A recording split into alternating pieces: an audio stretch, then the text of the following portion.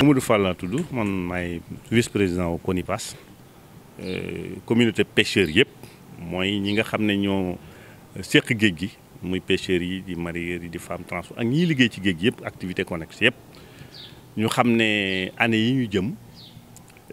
horizon 2020-2022 pétrole dafa feeñ ak gaz ci géej gi te boo xoolee géej gi superficie bi nga xam ne moo am 198 000 kilomètres carrés la te bu major yi jëlee kenn ku nekk ci 7 sites yi ku nekk bu jëlee paaram defe naa 100 000 kilomètres du ci des kon dinañ réduire lu bëree bëri ci espace yi nga xam ne ci la gaal yi daan pêcher kon ce qui veut dire que dinañ wàññi ay emploi yu bare ci wàllu pêcheurs yi gaal yu bëri dootu ñoom fu ñu dem parce que bu major yi ku nekk jëlee sa place teg sa plateforme géej gi danañ ko baare parce que lim dañ koy délimiter loolu aussi war nañ ci xalaat préparer dès à présent ñu xool yan métier lañ war a kii ak yan redevance lañ war a jox communauté de pêcheurs yi pour ñu mën ci dàmp sinon ay problèmes yu mag mooy am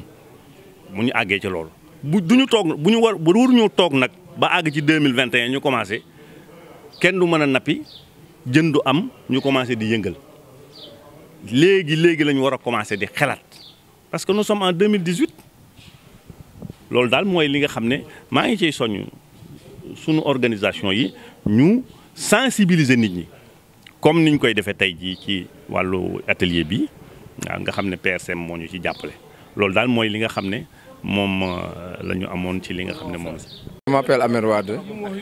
maa ngi nekk trésorier adjoint je suis trésorier adjoint au niveau du CONIPAS.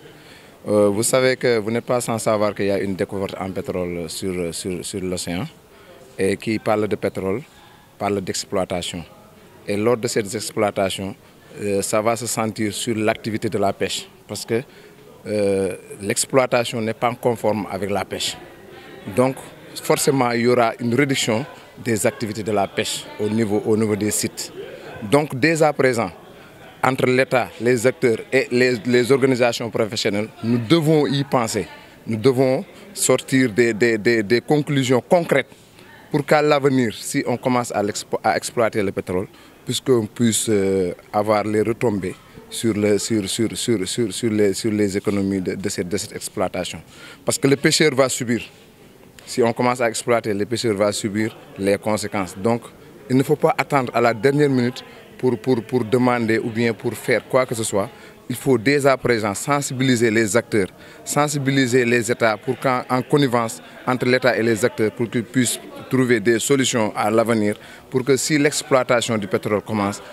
pour tout le monde pourra s'y voir et tirer bon profit. Parce qu'il y a d'autres pays qui étaient comme le Sénégal qui étaient poissonneux, mais avec l'exploitation du pétrole, le produit se raréfie de jour en jour. Et aujourd'hui, ces mers-là n'ont plus de poissons. Mais est-ce que l'exploitation du pétrole et l'activité de la pêche, si on conjugue les deux efforts, quelle est l'activité qui est la plus rentable? Ça aussi, c'est une réflexion. Si c'est la pêche qui est plus rentable, mais on va laisser de côté le pétrole. Si c'est le pétrole qui est plus rentable et que les bénéfices et les retombées seront distribués convenablement, nous sommes pour. Mais pour l'instant, si l'activité, une réflexion n'est pas bien menée, on risque aujourd'hui de plonger dans une situation, parce qu'il y a d'autres pays, en Somalie et quelques autres comme ça, le pétrole a amené une guerre civile. Parce que l'exploitation est là, les ressources ne sont pas bien distribuées, ça va créer un problème. Parce que les pêcheurs, s'ils n'ont rien à faire, ils vont se rebeller. Donc il y a une grande porte, une grande réflexion qui doit être ouverte entre l'État et les acteurs pour trouver des solutions à l'amiable pour que demain, qu'il n'y ait pas de problème dans le secteur.